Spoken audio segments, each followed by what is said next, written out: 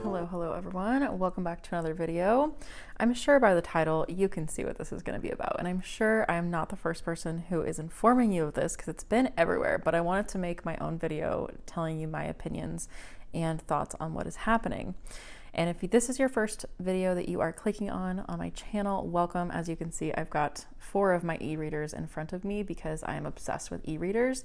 I kind of want to be the iJustine of e-readers, if that reference makes sense to you. So if you love e-readers, make sure you subscribe and come back for more. I have so many videos unboxing and reviewing all of my e-readers and talking about them, comparing them, things like that. And if this is not your first video with me, welcome back. Thank you so much for joining me. So let's get into it. Let's talk about what is happening. The big news here, as you can see, I've got my Kobo right here, my Kobo Libra Color, my Kindle Oasis, my Kindle Colorsoft, and my Kindle Paperwhite. Both of these, well, this one's the latest generation, and this one is the only generation of Colorsoft. But what's happening is Amazon is changing the way that they are letting us own our books. Now, I talked about this in a video a little while ago where when you are, I think it was my Kobo, one of my Kobo videos, I'll try and link all of them below in case you're interested. When you are buying a book from Amazon, you are really just leasing it on your device. It's not like a physical book that you own. Like, I spent my money on this, I own this book. No one can come to my house and take this book from me, or no one can make this just magically disappear off of my bookshelf the way that they can on an e-reader, unfortunately. So that's a big win for physical books, obviously, but there are so many of us who love e-readers and we love the portability. We just love reading on e-readers. There's just a whole community that I feel like is built around e-readers, and obviously that's why my channel exists. The issue here is that Amazon used to, and as of right now still does, so this is why I'm making this quickly so that you can take action, because this is going to happen on February 26th, 2025. So we only have a few days before all of this occurs. Right now, if you go to your account, and I'll try and insert a little screen recording if possible. If you go to your account, you can actually go into manage your devices and content, and then you can click download next to the titles where it says download and transfer via USB. So you can actually download that title onto your computer or onto a USB or whatever you want to download it to. Then it does have this thing called DRM on it, Digital Rights Management. And I've actually been seeing some things lately where on Goodreads, they're giving away Kindle copies without DRM, and it specifically says that, so that way you can transfer it to different devices. And that's when I saw that, when my friend pointed that out to me, because we both entered the same book giveaway, that's when I started to wonder if something was going to happen here. Because that seemed odd that they were specifically referencing that the book comes without DRM, so you can put it on any device. Because you can transfer, if you buy a book on Amazon, you can then download it, use some software like it's either called Calibre or Caliber. I've heard it both ways, and I don't know which way is the correct way, but there are so many videos on that, so I'll let you look that up in case you want to, because that would be a whole other video for me to make. You can actually go in there, take the DRM off, and change the file type so that you can put it onto your Kobo. So for example, I have purchased a copy of The Outcast Mage, so that's why you can see that it is actually on my Kindles over here, and then I have it on my Kobo as well. So the Kobo is a way that you can keep all of your files, and they are yours. Like, no one can magically go into my Kobo once I've sideloaded, they call it side loading. Once I've sideloaded those titles onto my Kobo, nobody can go in and grab them. So if I go and look at my books on here, yes, all the files are kind of different because I still need to learn how to format them a little bit better. And then some of them are art copies as well. So sometimes those come a little bit funky because publishers just, that's how they give them to you off of NetGalley. But even NetGalley has become a bit harder. It's been a bit harder to get them onto the Kobo, so I've been using my Kindles more, and that also made me a bit suspicious. Let me know if you've noticed that as well. Right now, I have a ton of books that I've purchased on here that came from Amazon that I've transferred over to my Kobo, because this is kind of a forever device, it feels like to me. It feels like this is kind of more of an offline thing where I've put these files on here.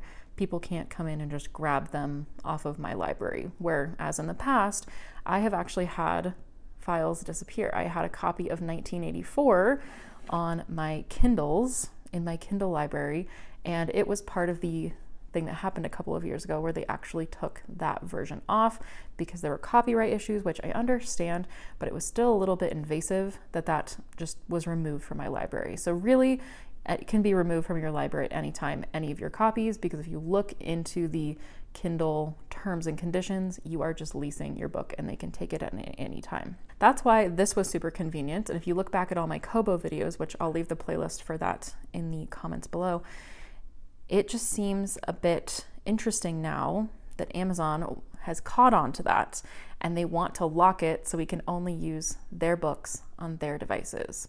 Now, if you are a Kindle user and this doesn't really matter to you, you just only have Kindles, you're fine with that.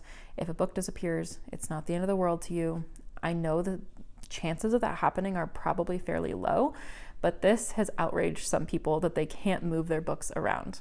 This also may impact, I was doing some research on this, this also may impact people with older Kindles. Now, when I say older, I mean much older, where you had to kind of sideload things onto the Kindle with a USB. Now, these newer Kindles, they have this feature called Send to Kindle. If you want to send another file, like an ARC, or just, I don't know, sometimes I even read business files on my Kindles just because it's easier to read through, then you still have that option. That is not going away. The only thing that's going away is the ability to download those copies that you have and put them on devices like your computer or onto things like Kobos.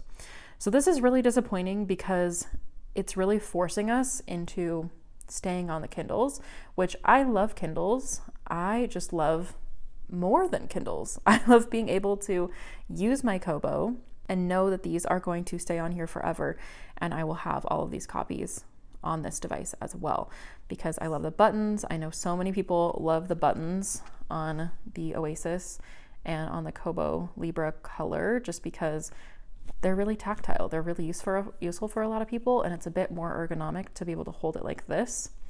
And by the way, this is a little side note, I have been seeing the Oases, that's the right term, the Oases, I think it's Oases, come back in certain places. I've been seeing them come back on unclaimed baggage. Obviously, people lose them, unfortunately, and they don't claim them. I've also been seeing that when somebody trades in an Oasis for a new Kindle, they tend to refurbish them, and then if you keep checking back, you might find one. So I would keep checking back. If I can find a link, I'll put it in the description for you to kind of tell you what, you know, you should be able to just check on every once in a while if you're really looking for an Oasis, because this truly, the Oasis is hard to beat. I just wish that mine had the warm light, but other than that, I loved it so much. And the battery life was a bit bad, but it's actually gotten better recently. Just funny enough, now that I have all these other devices. As far as selection for books go, there's no competition that Kindle and Amazon have the best selection because of Kindle Unlimited. We've never been able to take Kindle Unlimited books and put them over on the Kobo because there has not been that little download button next to those titles. So when you have Kindle Unlimited, if you select any of those, there's just not an option to download it because you don't own it. But if you did or do right now, go buy that title and then download it, then obviously it's yours. But it just makes it hard because Kindle Unlimited, if an author participates in Kindle Unlimited, it means they are only selling their book on that platform as of right now. They might change those terms, but as of right now, that's why Kindle Unlimited is such a good deal for authors. Well, we could argue whether it's a good deal for authors or not, but I try and utilize it to support a lot of authors that I read who post exclusively on Kindle Unlimited because they get paid per page turn, and I like supporting authors that way. I also like supporting them by buying the book, so buying their book and then transferring it to another device also supported them in that way. Kobo, and I'm really hoping, I don't know how they're going to fix this, Kobo just does not have as great of a selection in their store. What they do have is a really good library where you can get things from Overdrive or Libby, depending on your country. And you guys will have to tell me the specifics in the comments, because I know that it is different in a lot of different countries. But they do have great library integration, and I talked about this in my Kobo reviews. So if you're interested in learning more about Kobos and this device in particular, I'll leave that video so you can kind of just discover whatever my thoughts are on the Kobo, because it'll be very long-winded if I go over that now. But I do have so many videos going over this, so I'll talk about that and link that below.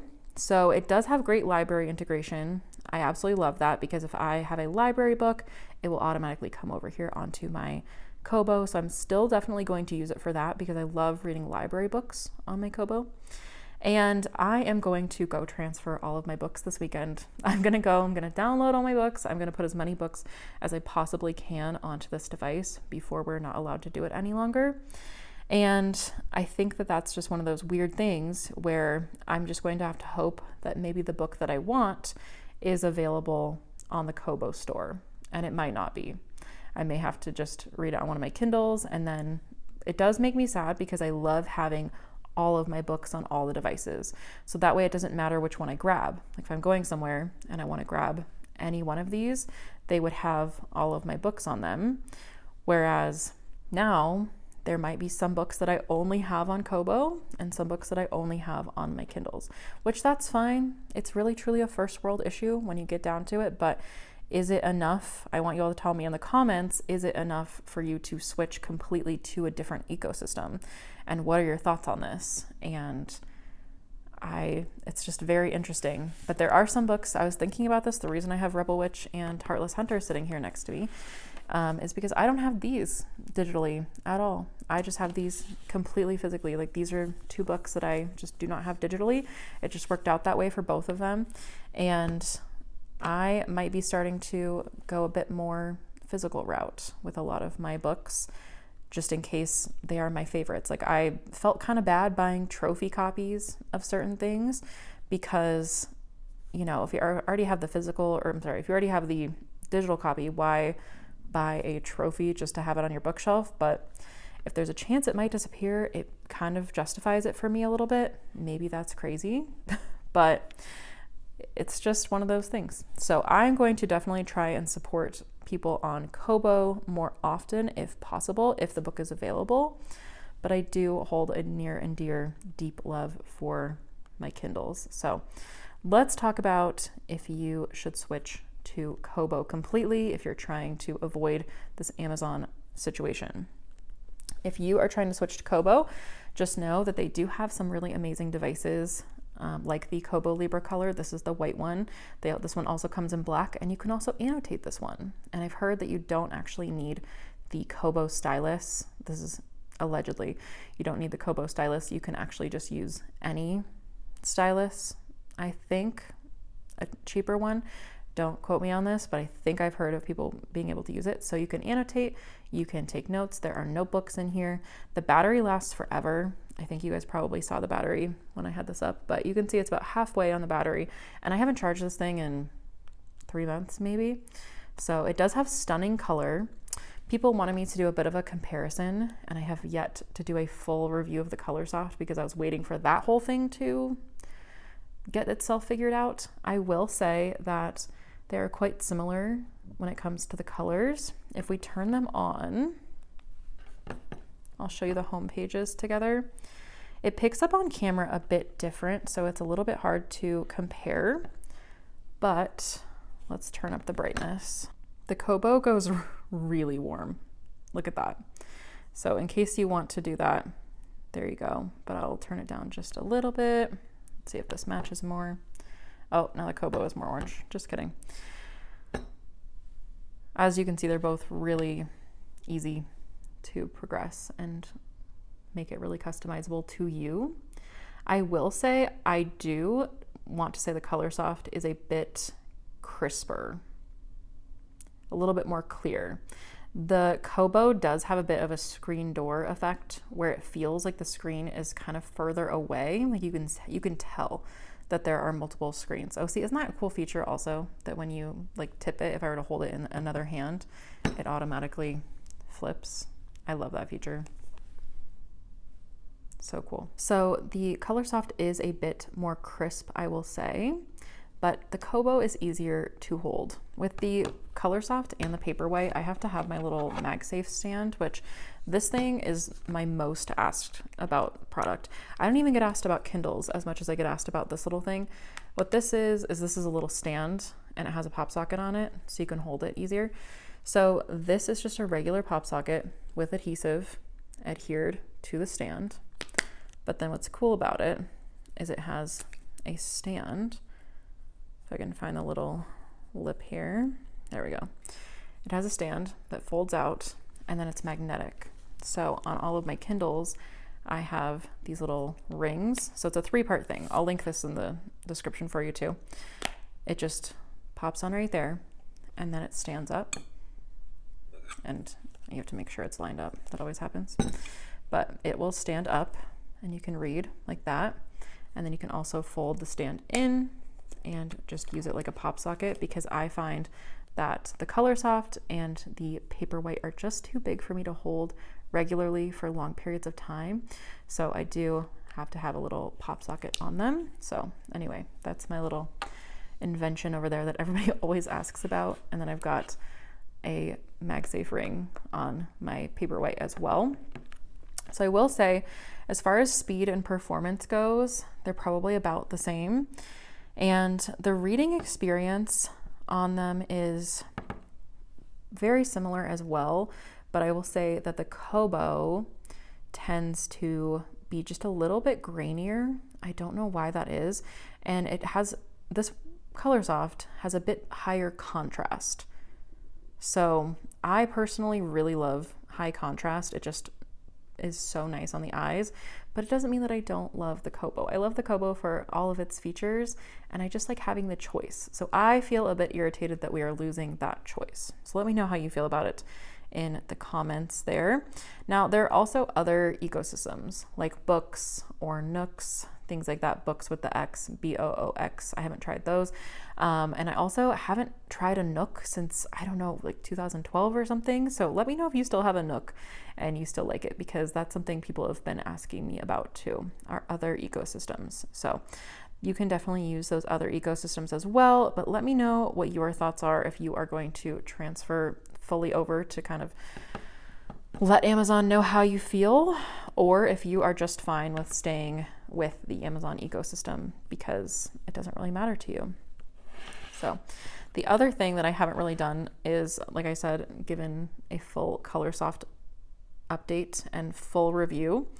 And I think I'm going to do that. You can see that the little yellow line on mine, you can see it a bit right now because I'm in bright daylight, but it honestly, I've completely forgotten about it. Let me change the warmth a little bit and see if it changes it. It looks worse on camera than it does in real life. Make sure this is focused and see. So I've just completely forgotten about it, to be honest with you. And this is my favorite device. So I will be doing a full Kindle Colorsoft review very soon. So make sure you stay tuned for that. And if you have any Colorsoft questions, make sure you leave those in the comments so I can answer those during my review. And then I'm also going to do a review that compares it to the Paperwhite, the latest generation. And I have the last generation Paperwhite that I can compare it to as well. We have the Oasis, and then the Basic is around here somewhere. So I can definitely do a comparison between devices. So let me know what kind of e-reader content you guys are looking for so that I can continue to bring it to you. And please let me know what your thoughts are on this whole debacle. So if you have time, definitely back up all of your ebooks and keep them on a USB or on your computer or on your Kobo or your other device before the 26th. And maybe check out some of these other platforms and see if they might be right for you. I am wondering if Amazon is going to continue with this decision, or if they face backlash, change their minds. I sort of doubt that, because so many people have expressed how much they love this device, for example, the Oasis, because we love the buttons, we love how ergonomic it is, and they've said in statements that they are just going touch forward now. So they are not going to be including buttons in their future devices. So if you're somebody who's been thinking about getting the buttons, then the Kobo might be right for you. It's just, are we going to be able to find the books that we want on the Kobo store? Because if an author is using Kindle Unlimited, they can't or put their books on other bookstores. So I'm wondering if we're going to see a decline in Kindle Unlimited because it kind of puts the authors in a weird spot. And I'm wondering what the consumer power is going to be like with this as well. So let me know your thoughts. Let me know what other videos you would like to see, e-reader wise or otherwise. And again, feel free to watch some of these e-reader videos that I already have linked in the description. Please give me a like just because this helps reach other people who love e-readers. And I hope this gets to everyone who needs to know it before the 26th. And I will see you in my next video. Thanks so much for watching. Bye, guys.